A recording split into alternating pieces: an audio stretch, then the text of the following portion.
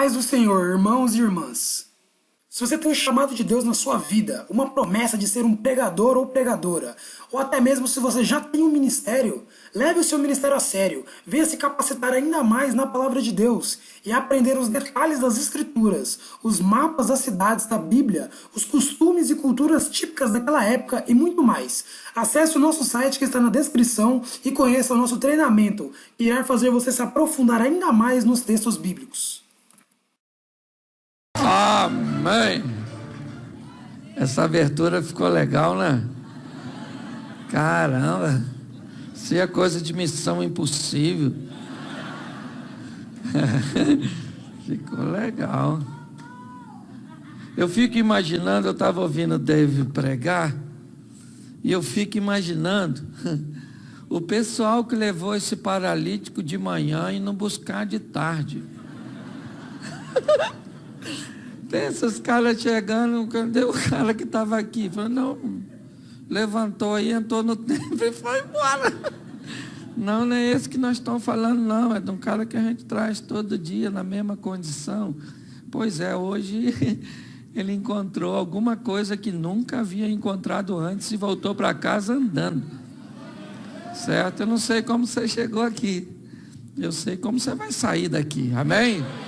Isso é que é importante. A grande verdade é a essência do Evangelho não é o que nós sentimos na igreja. A essência do Evangelho é o que as pessoas sentem lá fora quando nós chegamos como igreja. Entendeu? Então é isso. Eu estava ouvindo o David falar, falei, Senhor, eu quero esse negócio aí. Eu quero chegar, eu não quero ser termômetro para medir a temperatura do ambiente. Eu quero ser termostato para dizer a que temperatura o ambiente fica, certo? Então é assim, chegou você, o ambiente mudou. O diabo tem que ir embora porque deu ruim para ele, certo? Porque Deus chegou contigo. Amém? Glória a Deus. Então eu quero conversar com você sobre o tempo das pequenas coisas. Eu tenho visto pessoas aguardando coisas extraordinárias acontecerem. Eu tenho visto pessoas olhando e dizendo, eu queria saber em que momento a minha chave vai virar. As coisas vão começar a acontecer na minha vida. Mas elas se esquecem que as grandes coisas começam de formas pequenas. Quando você vê algo grande, não imagine que isso começou dessa forma. Entenda que alguma coisa aconteceu anteriormente. Houve um percurso, houve um caminho para que essas coisas grandes começassem a acontecer. Eu queria que você abrisse a sua Bíblia, por favor, em Atos dos Apóstolos, no capítulo de número 27. O verso é o de número 44. Atos dos Apóstolos, 27, 44. Amém? Amém? Deixa eu ficar com essa tradução. E que os demais se salvassem, uns em tábuas e outros em quaisquer destroços do navio. Assim chegaram todos à terra salvos. Você pode repetir comigo? Uns em tábuas e outros em quaisquer destroços do navio. Isso, feche seus olhos. Senhor nosso Deus e Pai, em nome de Jesus, te damos graças, ó Deus, por tudo aquilo que o Senhor tem feito por nós.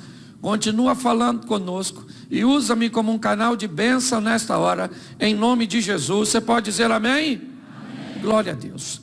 Eu quero conversar hoje com você sobre a percepção, a sensibilidade de entendermos os momentos das coisas pequenas. Muitas pessoas ficam por boa parte da sua vida aguardando momentos pirotécnicos, momentos extraordinários, momentos marcantes para que a sua vida dê uma guinada. E muitas delas chegam no final da vida, certo? E descobrem que esse momento não fez parte de sua história. Então ela começa a olhar a história do outro e começa a achar que há uma injustiça em Deus, que ofereceu oportunidades ao outro, que não ofereceu a você. Porém, eu preciso que você entenda que as pessoas que você vê viver grandes coisas, na verdade, elas se aproveitaram da somatória das pequenas coisas e das pequenas oportunidades que vieram ao seu encontro ao longo da caminhada. Por isso que na maioria das vezes que você olhar para pessoas vencedoras e tentar retirar dela, tentar sondar dela a fórmula do sucesso, a pergunta é como? Quando as coisas aconteceram? Quando a chave virou? E as pessoas vão dizer, eu não sei. Porque ela nunca virou totalmente no mesmo instante. Ela foi virando vagarosamente. Entendeu? Repita comigo, quem nasce grande é monstro. Isso. As coisas grandes um dia foram pequenas. Vamos pegar esse texto só para a gente usar com base. E já já vou falar com você. Vai ser rapidinho, com anestesia. Você não vai nem notar. Quando vê, acabou. Certo? Olha só.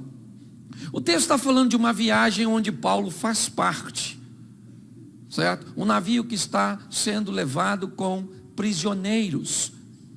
E um homem chamado Júlio foi ordenado a tomar conta. Com alguns soldados, ele está levando, me parece que o destino final é a Itália, provavelmente Roma. E dentro desses passageiros, se é que eu posso dizer assim, está o apóstolo Paulo. E essa embarcação vai enfrentar algumas adversidades, alguns problemas no curso. E ela vai afundar. Essa embarcação é diferente, por exemplo, da embarcação de Jonas, onde ela vai afundar porque há um desobediente. E basta jogar esse desobediente fora que a tempestade passa. Porque tem vida que afunda porque não quer remover coisas que precisam ser removidas. Entendeu? Quando nós olhamos para algumas tempestades, por exemplo, Marcos 4:35, Jesus disse, passemos para outra margem, e eles, deixando a multidão, levaram consigo assim como estava no barco, mas havia também com ele outros barquinhos, e levantou-se um grande temporal de vento, de maneira que as ondas subiam sobre o barco, e ele já quase se enchia, ele estava deitado sobre uma almofada, despertado, dizendo, mestre, não se dá que pereçamos, e ele disse, cala a boca, vento, fica quietinho, mar, o vento se aquietou, e houve grande bonança, e disse, porque sons tão tímidos, não tem de fé, a embarcação não afundou, porque tem coisa que não vai afundar, mas tem coisa que afunda. Certo? Esse aqui foi um barco que afundou, sim ou não? Mas o texto diz que uns em tábuas e outros em quaisquer coisas do navio. Eu fico imaginando que eles jamais imaginariam que um pedaço tão pequeno, que uma coisa tão insignificante poderia ser a representação da vida para eles. Certo? Eles só foram fazer a viagem porque era uma embarcação estruturada. Mas quando isso ruiu, o que sobrou? O que sobrou? Destroço. Certo? E eles receberam a ordem. Quem sabe nadar, pula. Nada e vaza. E quem não sabe, segura em alguma coisa, flutua e vai devagar. Mas o negócio é que ninguém vai morrer. Então eu não sei o que te sobrou. O que sobrou da sua família, o que sobrou das suas finanças, o que sobrou da sua fé. Eu não sei se ficou algo bem pequenino. Eu só sei que você deve se agarrar aquilo que sobrou. Retomar a sua história com Deus. Entendeu? Porque a sua vida e a sua caminhada não terminou. Certo? Hoje eu preciso te mostrar a importância das coisas pequenas. Certo? Coisas pequenas. Você quer ver? Um dia Deus falou com Samuel. Samuca, chega aí.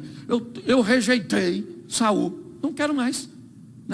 1 Samuel capítulo 16 ou 17. Então disse o Senhor a Samuel, até quando estará a ordem de Saul, porque eu tenho rejeitado para que não reine sobre Israel? Enche o teu vaso de azeite e vem enviar-te a casa de Jessé o belemita, porque dentro dos teus filhos do rei. Depois você lê em casa que eu não sou obrigado a falar tudo. Escute só. Presta atenção. Deus falou com Samuel: Samuel, dá um pulinho lá na casa do Jessé, porque lá eu vou levantar o novo. E Samuel foi para lá. Sim ou não? Ungiu Davi na presença dos seus? Isso. Olha só. Por que não? Será que o Deus de Samuel não sabe que Davi não está em casa? Sabe? Então por que mandou Samuel ungir Davi em casa se ele não estava? Não era melhor ir no campo? Sim ou não? Mas volta aqui a mensagem do moço. A autoridade começa em casa. Davi foi ungido na presença de seus irmãos. Entendeu? Olha só. E a Bíblia diz que o Espírito do Senhor se apoderou de... E ele está cheio de Deus, sim ou não? E foi fazer o quê? Apacentar a ovelha. O cara agora está cheio de Deus, foi fazer apacentar a ovelhinha. Entendeu? Não, ser cheio do Espírito de Deus não tornou ele integrante da Marvel. Certo? Não. Ele volta a praticar o que ele estava fazendo, mas agora cheio de Deus. O que apareceu? Um leão. E falou: eu vou pegar uma ovelha. Davi falou: ai, maluco, a ovelha nem é minha. É do meu pai. Mas o bagulho aqui vai ficar doido, irmão. Um dos textos mais bizarros da Bíblia para mim está aqui. Davi conversando com Saul, dizendo: aí veio o leão, pegou uma ovelha, saiu correndo com a ovelha. Menino, presta atenção. Leão é bicho que você corre na frente, não é atrás. Segundo, até porque a ovelha que está na boca do leão provavelmente está. Só que Davi está dizendo: se ela está morta ou está viva não é a questão. A questão é que essa ovelha não é do leão, ela é do meu pai e eu vou buscar ela na boca do leão. Você consegue entender isso? Ele é um garoto que parece normal, sim ou não? Mas mata leão. E depois que veio o urso? Vou pegar. Davi falou: eu não quero problema com Greenpeace. Não quero nada com esse negócio de protetor dos animais. Soube do falecimento do leão? Já estou respondendo um assassinato. Vai dar ruim para tu. O urso falou: quero ver. Morreu, filho. Sim ou não? Sim ou não? Depois Davi matou um. Depois matou um. Qual foi o primeiro animal provavelmente que Davi matou? Não, ovelha, gente. Ele era pastor de ovelha, criava para comer. Sim ou não? Um dos animais provavelmente que a Bíblia não diz que ele matou, mas ele deve ter enfrentado. Qual é o maior inimigo da ovelha? O lobo. Porque o cara matou a ovelha, matou o lobo, matou o urso, matou o leão e matou o gigante. Você quer entrar no cenário matando gigante? Morre. Entendeu? Aliás, José diz que Davi sabia que foi ungido para ser rei. Não foi para matar gigante. Eu imagino Deus escutando Davi falando: vou encarar o gigante. Essa garotada nova, impulsos. Eu imagino Deus pensando, me dá condição de imaginar. Eu sei que aqui tem teólogo, tem achólogo, tem tudo nesse ambiente, certo? Aqui, então vai criticar mesmo o que eu falar, critica, porque... dane-se. Escute só, fico eu imaginando o Deus falando: Davi vai morrer, o Golias é experiente demais. E Davi diz o quê? Você vem a mim com espada, escudo, lança e outras indumentárias mais, mas eu vou contra você em nome... Eu imagino um anjo, dá licença de eu imaginar o anjo falando com Deus: Senhor, o senhor viu em nome de quem que ele falou que vai? No nome de quem ele vai, não vai dar para morrer. Ele vai no nome de quem? Ele vai no do Senhor. Então a mulher do Golias ficou viúva. Ok? Então eu preciso mostrar a você que são momentos pequenos, aparentemente insignificantes, e que na maioria das vezes, a nível de regra, são esses momentos e coisas aparentemente pequenas que vão dar um upgrade no seu casamento para ele mudar, que vai pegar a sua vida financeira e vai mudar, que vai pegar a sua saúde e vai mudar, que vai pegar a sua vida ministerial e vai mudar, porque são coisas pequenas que fazem coisas grandes acontecer. Isso. O que é mais precioso do que a vida? E esses homens foram salvos, segundo Atos dos Apóstolos 27:44, seguros em coisas que para eles talvez fossem insignificantes. Ele jamais imaginaria que uma cadeira daquela no navio iria se tornar uma boia de salvação no mar. Entenda isso, é muito importante, porque eu sei que a maioria de nós queremos viver o fantástico, o extraordinário, o sensacional. Então o que você está esperando?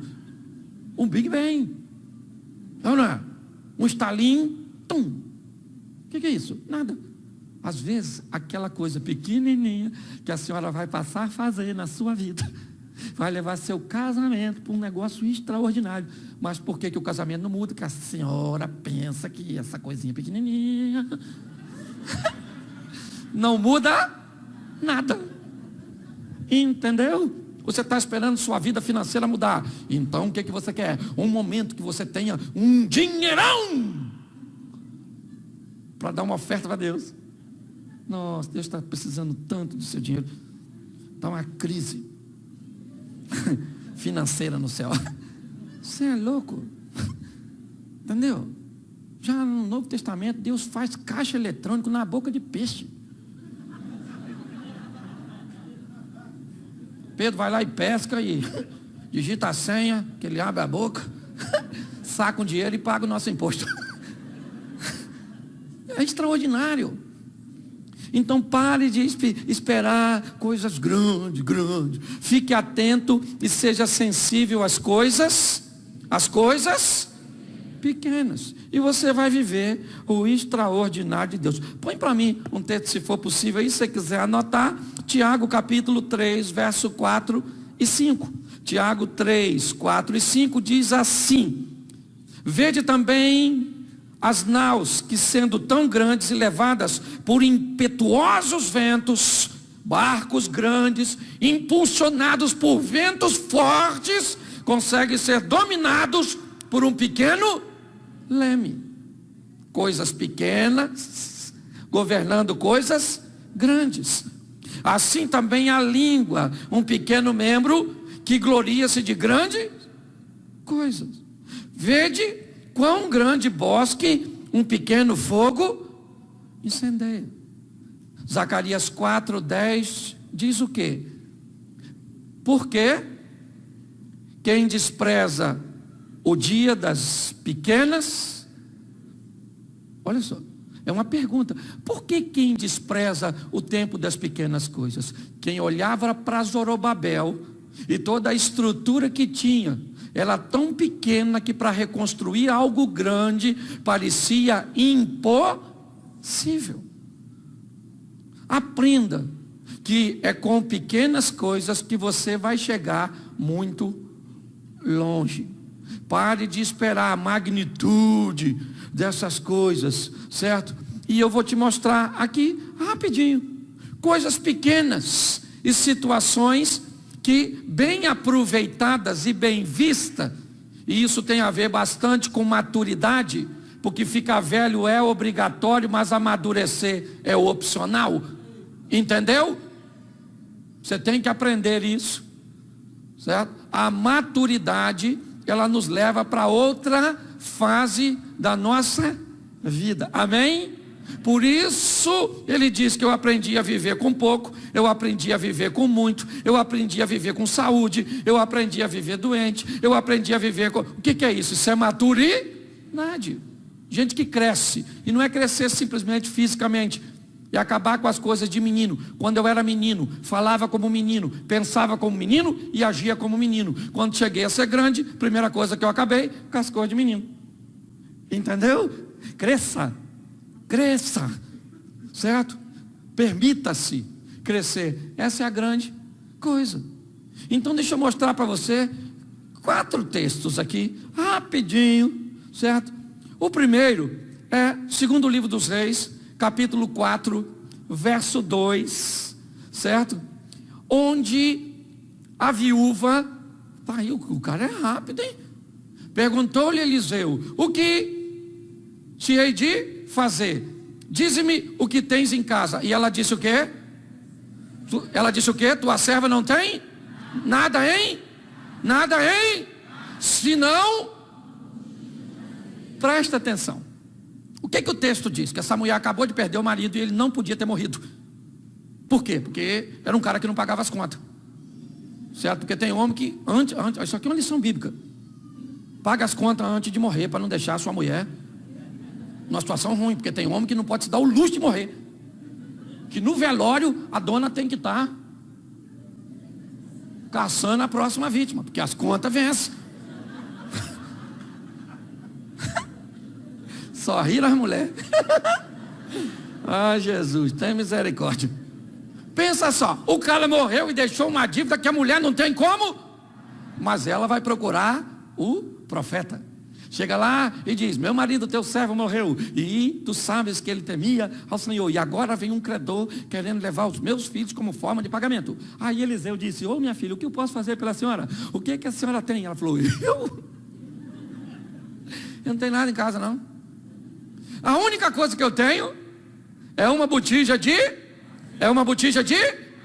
Ela tinha tão pouco na mente dela, que o pouco que ela tinha se transformou em nada. Ela disse: tua serva não tem? Ela tinha uma casa. Ela tinha uma casa? Ela tinha 2 filhos? Ela tinha vizinho? Ela tinha Deus? E ela ainda tinha uma botija de... E o que ela disse que tinha? Porque tem gente que não pode viver crise, que acha que não tem nada. Não reconhece nada do que tem. Certo? É só chegar uma crise. Olha, isso é coisa de pobre. Pobre que ele não tem nada, vem a enchente, ele perde tudo. Como você perde tudo se você não tinha?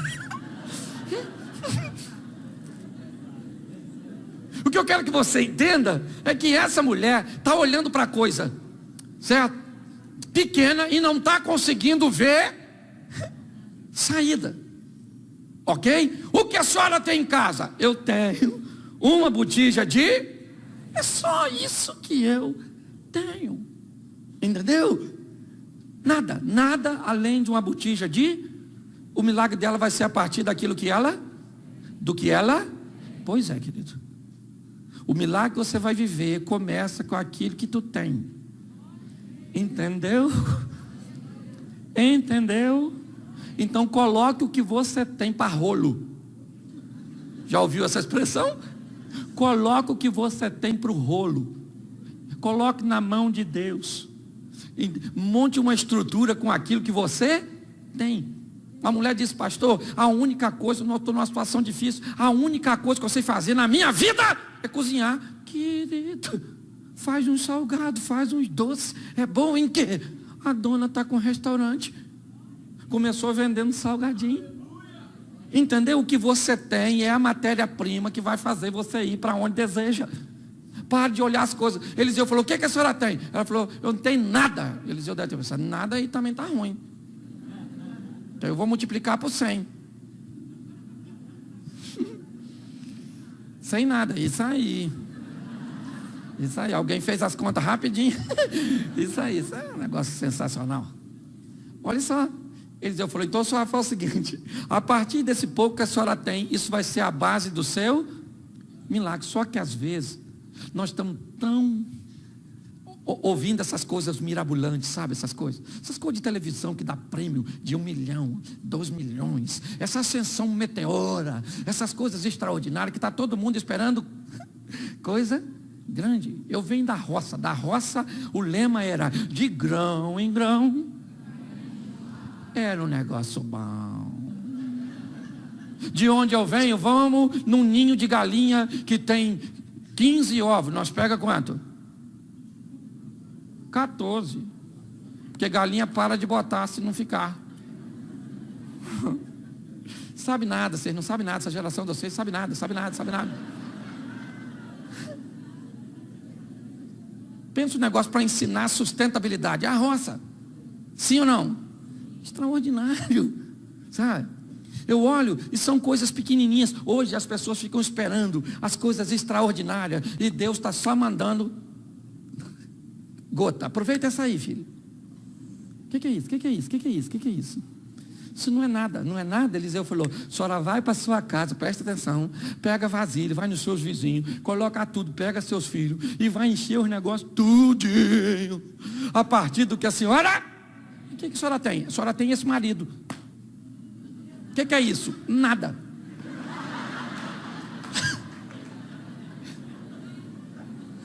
Então, pega esse homem ruim da senhora, bota para rolo. O que a senhora você tem? Você tem essa mulher. Que é isso? Isso é seu sonho? Isso é seu Jason, seu pesadelo, sexta-feira 13. O que você tem? O que você tem hoje? Pare e pense, é pouco demais para você, mas coloque na mão do seu Deus. Entenda isso. Pare de olhar para o que você tem e diz, isso é muito pouco, com isso eu não vou a lugar nenhum. Sabe o primeiro carro que eu tive? Uma Brasília. Eu levava um pano com a garrafa d'água, porque bobina esquentava. E aí eu molhava o pano, morrava na bobina, para o carro andar. Entendeu? Mas, sério, comprei um Voyage cinza, à noite, chovendo. O cara me enrolou, ele estava rachado no meio, eu não vi. Levei um prejuízo desgramado. Depois troquei por um Corsa, que é apaixonado por reboque. Um dia ele parou na Dutra, em Taubaté, eu mandei rebocar para a oficina. Quando ele desceu, o mecânico ligou e ele pegou. O mecânico falou, o que ele tem, moço? Eu falei, vontade de andar de reboque, só pode.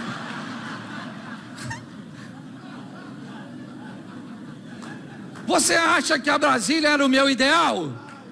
Mas era a minha realidade. Então eu fui indo de realidade. Então pega o que você tem hoje. O que te sobrou? Um pouquinho de fé, que você está tão aborrecido, tão chateado, tão isso. O que te sobrou? Esse filho que a mistura entre você e seu marido não deu certo, saiu. Esse alien. Cuida desse menino, que você tem. Entendeu? O que você tem? Pega o que você tem. Pode ser pouco, porque foi a partir daquilo que a mulher tinha que o milagre aconteceu. Sim ou não? Sim. Então, para de olhar as coisas. O que eu tenho? Não tem nada. Parece que o medo. Um dia, Agar, a egípcia, sai com seu filho para o deserto. Aí, quando a água acabou, ela está chateada, o menino vai morrer de inanição, desidratado. Ela deixa o menino e fica longe dele para não ver o menino morrer. Enquanto ela está lá, eu descubro que um pai, como Abraão, porque quando eu vi Abraão mandar o Ismael embora com um odre de água e um pouco de pão, eu fiquei muito chateado com Abraão. Falei, isso não é pai, isso não é pai, isso não é pai. Um cara ricão desse, manda o filho embora, no deserto, nenhum animal deu, né? Eu acho que o que Abraão estava dizendo para Ismael era, não vá muito longe, para você continuar dependendo de mim, quando as coisas acabar, volta aqui.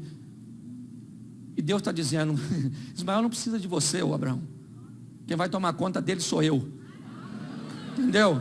Não cause dependência. As pessoas às vezes perguntam, pastor, nossa, é difícil achar o senhor não bota agenda aqui, ali, o povo segue. Eu não sou cocaína. Para gerar dependência, não boto. Esse dia eu não cheguei no lugar, fui pregar a mesma mensagem que eu tinha pregado antes, o cara falou, nossa, eu vi essa semana, problema seu, não mandei vir atrás de mim.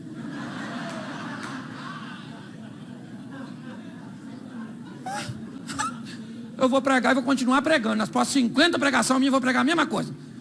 Ele falou, então eu não vou mais. Eu falei, nossa, vai fazer tanta diferença. Escute só. Olha só, aquele menino está lá. A mulher está sem esperança, sim ou não? Sim ou não? Aí o texto diz, o anjo aparece para Agar, diz assim, Agar, por que você está assim, filha? Deus ouviu a voz do menino. E o texto diz que Deus abriu os olhos da Agar e ela viu um poço. O texto não diz que o poço apareceu. O texto sugere que o poço estava lá, mas ela não estava vendo. Porque às vezes o seu milagre está mais perto de você do que você pensa. E o problema não está no que Deus está fazendo, está nos seus olhos que não consegue ver. Você consegue entender? Para de reclamar do tamanho da sua igreja, do seu marido, da sua mulher, dos seus filhos, da sua sogra. Isso, que não tem dinheiro, que não tem aquilo, que não tem aquilo outro, que não. Quem é seu Deus? Fala para mim, quem é o seu Deus? Fala quem é. Deus é Deus. Você quer ver? Olha só. Se eu falasse para você agora, Deus fechou as portas para você, e está fechada. Sai daqui e procura um centro de macumba e chama o macumbeiro e diz, olha, fui lá na igreja, o pastor Cláudio falou para mim que Deus fechou as portas. Faz um trabalho para Deus abrir. Sabe o que? Se o cara for sério, sabe o que ele vai falar? Quem fechou? Deus. Deus fechou, você quer que eu faça alguma coisa? Pois é, irmão, não vai rolar não. Deixa a penosa viva. Nem vou matar o cabrito. Porque porta que Deus fecha, só ele aqui. Agora, vai num centro desse aí, e alguém diz que o diabo fechou as portas e vem na igreja e diz, olha, sai de lá agora. Sabe que qualquer um vai falar, chega aqui na frente, mano, chega aqui na frente. O diabo fechou? Sabe nada, tem um chaveiro aqui na igreja. Nós temos que entender. O grande problema é que nós andamos ao lado de um Deus que é muito, e nós não entendemos que um Deus grande deixou a grandeza total para lá e para cá. Ele vai falando, toma filho, aproveita isso aí, ó, toma. Aí você não aproveita nada, porque é pequeno aos seus olhos. Aprenda. E deixa eu usar mais um texto, senão ainda tem mais uma pregação aí, eu sei. Já você começa a ter sono, porque trabalhou hoje. Coloca para mim, primeiro livro dos Reis, capítulo 18, verso 44. Primeiro Reis 18, 44.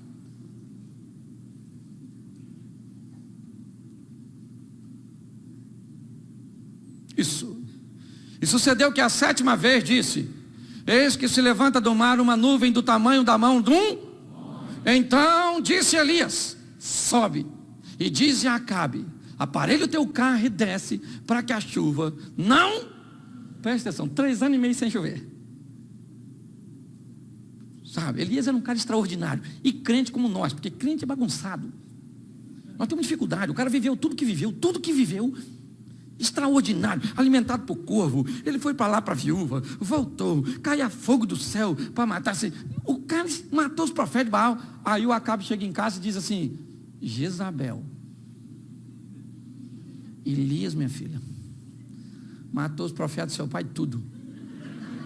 Jezabel falou, o quê? Elias fez isso? Manda um recado para Elias, que amanhã é essa hora, o Eliseu que aprendeu a amadurecer. O menino está dizendo, o que faremos, meu Senhor? E ele disse, calma, mais numerosos são os que estão conosco do que os que estão com ele. O menino não via, mas ele via. E ele agora ora a Deus para que o menino veja que você tem que andar com gente que vê coisa que você não vê e que consiga te mostrar. Veja quem caminha contigo, você só anda com cabeça de bagre, quer pensar o quê? Reveja seus conceitos, seus valores. Olha só, quando eu olho para essa passagem, eu vejo o quê? Alguém que através de algo tão pequeno consegue enxergar uma grande chuva. Choveu? Sim ou não? Sim ou não? Isso aí. Mas tudo começou a partir de uma pequena. Então descubra o que vai startar. Descubra o que vai iniciar, sabe, a sua trajetória de mudanças, porque provavelmente isso já está diante de você, e você não consegue enxergar, porque te deram a informação, certo, da magnitude das coisas que mudam. A grande verdade é essa. As coisas mudam de uma forma paulatina, gradativa, salutar, mas normalmente bem pequenina.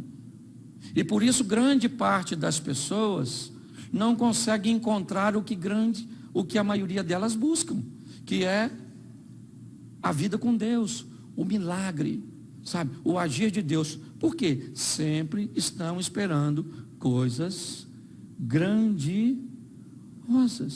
Vá conversar com as pessoas e você vai descobrir, certo?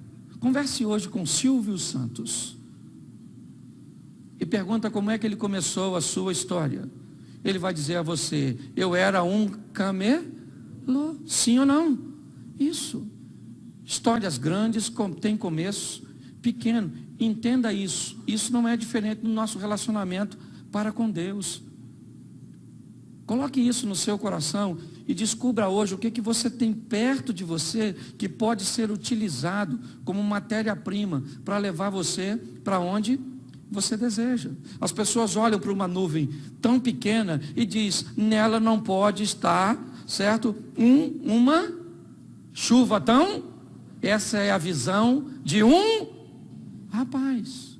O homem não. Ele diz: avisa todo mundo que essa nuvem é apenas um começo, porque coisas grandes começam a partir de coisas pequenas, e é isso que nós temos hoje, e é com isso que Deus vai realizar coisas grandes na nossa vida. O que você tem hoje? É um colégio público, porque sua família, sua história, seus recursos financeiros, o que é isso? Isso não é nada para Deus. O que Deus precisa é da sua dedicação para levar você, certo? Para onde Ele deseja. É isso. Pare de olhar esses poucos recursos seus, porque isso só vai te levar para o desânimo. Posso ouvir um amém? Põe para mim João 6,9. Vou usar mais 2 textos e termino. João 6,9. Está aqui um rapaz que tem? Ele tem o quê? E 2? Mas a pergunta de André: mas o que é isso para tanta gente? Isso é extraordinário. Jesus estava pregando, a turma não queria ir embora, estava com fome, certo? E aquela coisa toda. E aí um discípulo chamou e falou: Senhor, presta atenção, despede logo a turma aí, porque tá difícil, o tempo tá. Aí Jesus falou: vamos dar comida para eles? Aí Filipe falou: esse pessoal ainda não é crente, mas já está no começo. E sabe como é que é crente, né? Come. Então, mesmo se a gente tivesse dinheiro, ia estar ruim para comprar. Aí Jesus perguntou: o que é que nós temos? Aí André, que já estava com fome, estava fazendo uma pesquisa de campo e viu um garotinho que tinha 5 pães e 2 peixes. André enquadrou o menino, certo? Contou a parada e falou com Jesus: aí Jesus, para nós aí, tem um garoto aí, mano, 5 pães e 2 peixes. Mas vou logo avisando para o senhor: o que é isso, né? Para tanta gente. Isso é muito pouco, Jesus. O que vai dar para nós tomar dele, fazer nosso lanche. Preste atenção: 5 pães e 2, quase 8.000 pessoas. 5 pães. 5 coisas de adolescente. Devia ser um adolescente esse menino. 5 pães e 2 peixes. Adolescente que nessa fase o que encostou come, igual esmeril. Certo? 5. O André, desanimado ou animado porque achou o lanche, disse: mas o que é isso para tanta gente? Jesus falou: traz o pão e o peixe aí.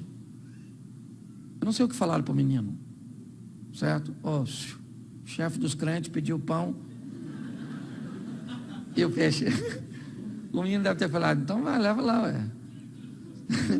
Vai comer, né? Está com fome, né? E vai deixar os outros. Sim, porque não era nada. Sim ou não? Eram 5 pães e 2.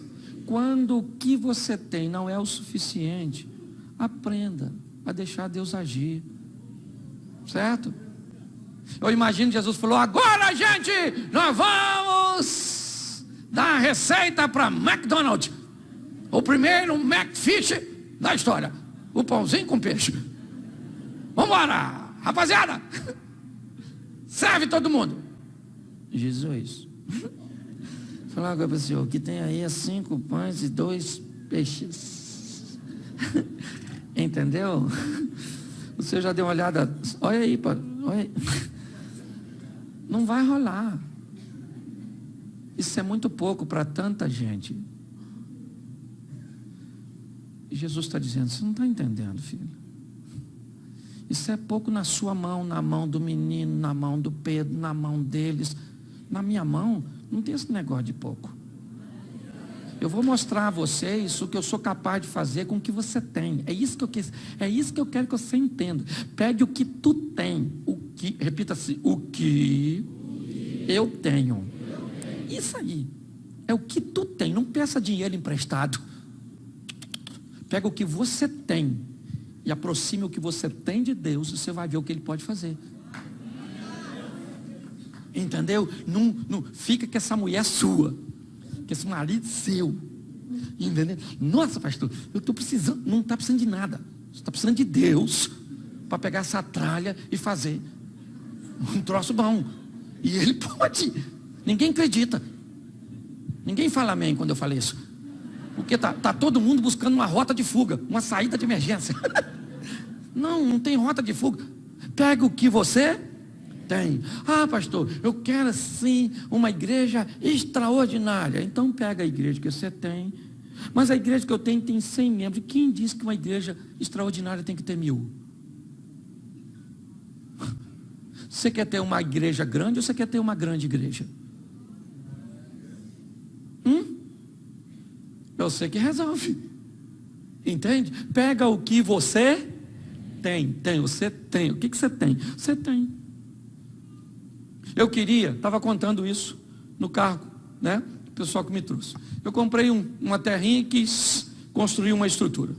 E o espaço que eu tinha era muito pouco. E eu queria o terreno de um vizinho que não vende nada para ninguém. Então o que eu fiz? Eu fiz uma rua do meu terreno para o terreno do vizinho. Entendeu? E deixei ela lá pronta. Falei, Senhor, eu estou precisando desse terreno do outro lado. O cara não vende.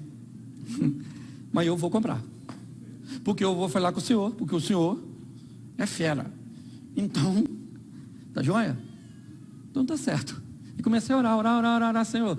Esse negócio aí do outro lado, isso só se o Senhor quiser. Porque eu já quero, mas eu queria que o Senhor quisesse também.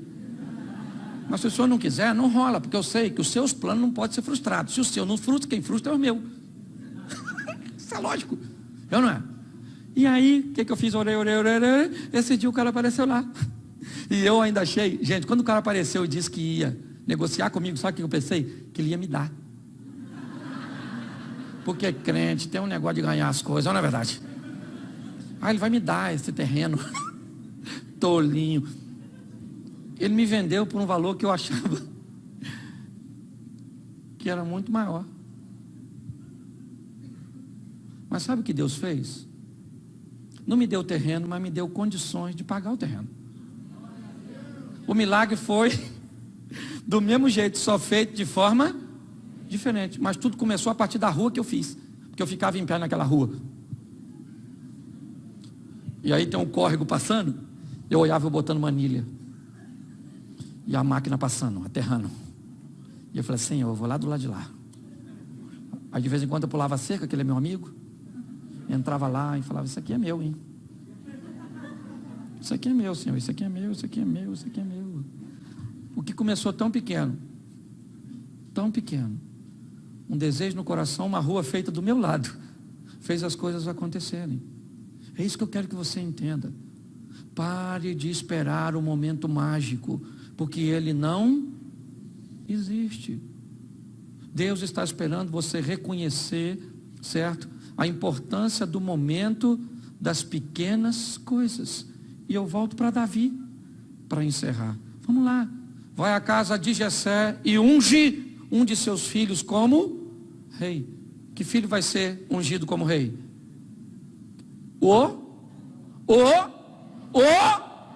Pois é. Vamos lá. Deus vai liderar uma revolta contra os midianitas, ou sob a pressão dos midianitas, através de Gideão. Gideão disse para o anjo o quê? Minha tribo é a menor. E eu sou o menor da minha? Como se Deus tivesse problema com recurso. É isso que eu quero deixar para vocês hoje. Se você for ouvir a história desses homens que estão aqui, e de muitos homens aí que estão me ouvindo, que hoje você considera como grandes, como pessoas influentes, como pessoas realizadas, pergunte como a história desses homens começaram. E você vai descobrir que a partir de coisas pequenas, que grandes coisas acontecem. E eu tenho muita gente esperando até hoje algo grande acontecer para que sua vida mude. E sabe qual é o maior desafio? É que isso não tem nada a ver aí para o céu. A Bíblia me faz duas propostas: vida aqui na terra e vida eterna. Descubra isso. Hoje eu vejo muita gente que está se preparando para ir para o céu, mas sua vida aqui na terra vai ser bem difícil. Por quê, pastor? Porque pessoas não se aproveitam das oportunidades que têm para viverem suas histórias. O máximo que algumas pessoas conseguem é se tornarem mero narradores de histórias alheias. Está na hora de você sair dos bastidores da vida, subir no palco para protagonizar sua própria história. É isso. Saia daqui para quê? Porque a sua vida vai mudar. Vai mudar por quê? O que aconteceu de tão grande neste culto para mudar a sua vida? Porque é isso que você está esperando. Um momento extraordinário. Pois é, querido. Eu confesso que não foi assim comigo e nem com a maioria das pessoas que eu conheço. As pessoas que eu vejo são pessoas que começam a contar as suas histórias. Você vai vendo, você vai vendo, você vai vendo, as coisas vão se avolumando. Sabe aquele desenho animado onde uma pequena bola de gelo caía e à medida que ela ia percorrendo seu caminho, ela ia encorpando. Então a vida é assim. Saia daqui para aproveitar o que você tem, a sua realidade, para alcançar seu ideal.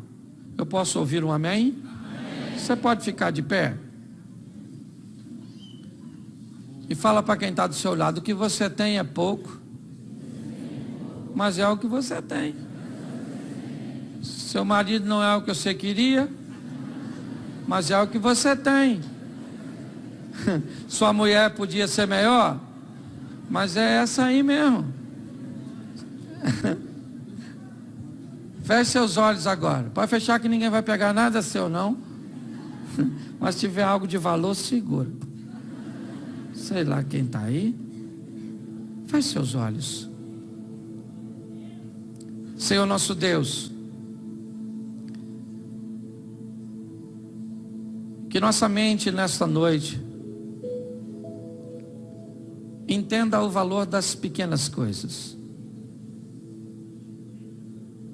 Que nós possamos absorver a dinâmica do crescimento, da maturidade. Que possamos entender que é através do casamento que temos que vamos ter o casamento que desejamos. É através dos filhos que geramos que seremos capazes de transformá-los nos filhos ideais. Senhor, que possamos ver a nossa história crescer, porque o processo do crescimento traz consigo a maturidade para aqueles que o aproveitam. Nós como igreja temos tanta fé, ó Deus, para irmos morar no céu.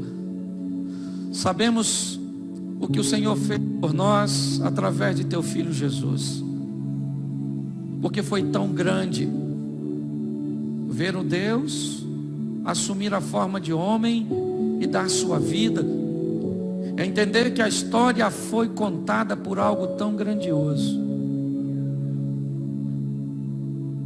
Mas mesmo assim, o teu filho nasceu num lar tão pequeno, num lugar tão inesperado.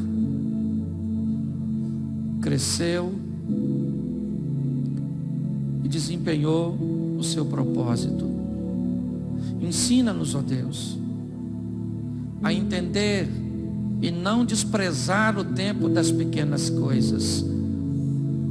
Ensina-nos, ó Deus, a não negligenciarmos este período, porque quem não é capaz de entender o tempo das pequenas mudanças, jamais será capaz de lidar com as grandes.